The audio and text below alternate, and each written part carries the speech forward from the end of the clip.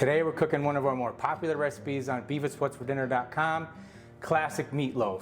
Super simple, tasty. To me, it brings me back to when I was a kid and my mom's making meatloaf. It was on her weekly rotation, you know, and if everybody in the neighborhood knew my mom was making meatloaf, everybody would be to dinner on time, no cell phone screens, everybody sitting, waiting, ready to dig in. Let's talk about selecting the right beef. We got 80-20. This recipe calls for a 93-7.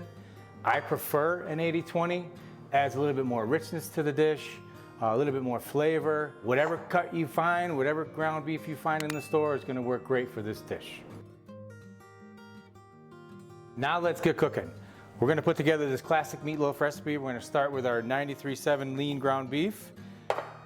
We're gonna add our panko. If you have somebody in your family that has a gluten intolerance, you could always use masa as a binder also, but we're gonna go ahead and add this panko, some Japanese breadcrumbs.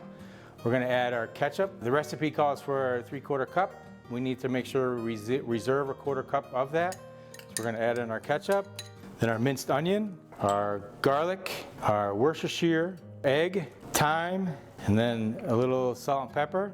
And then we're gonna go ahead and mix this up. Incorporate all the ingredients together. Shouldn't take you too long. If you wanted to use a mixer with a paddle handle for this, you could, but mixing it by hand, as long as you're using gloves or washing your hands thoroughly. We're gonna make sure and go ahead and get all these ingredients together and get this meatloaf going.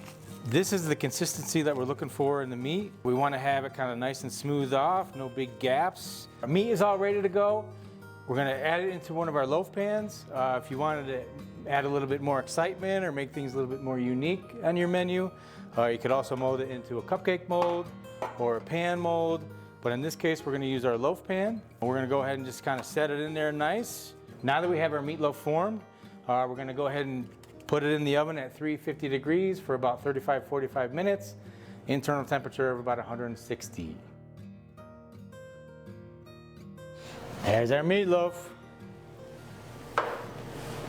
Aha. We have our classic meatloaf finished out of the oven, 160 degrees internal temperature. We're gonna take our little reserve special sauce, AKA ketchup. We're gonna glaze that a little bit, just to give it like a nice little shine. This makes the presentation a little bit nicer. We're just gonna make sure the glaze is evenly spread out.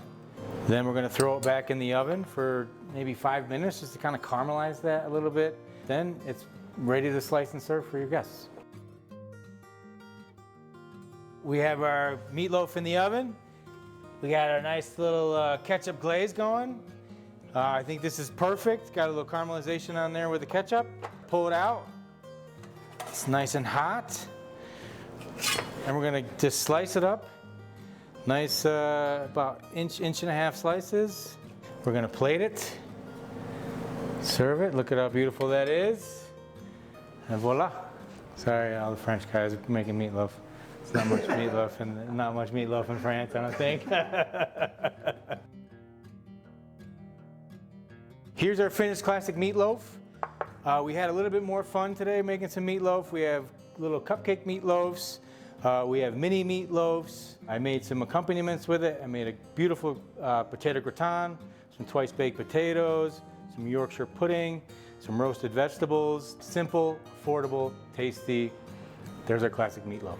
If you need some additional inspiration for your meatloaf, head to beefit'swhatsfordinner.com. There's plenty of meatloaf recipes on there. If you like this video on YouTube, please like and subscribe. Look for more videos to come, and we'll see you on the next one.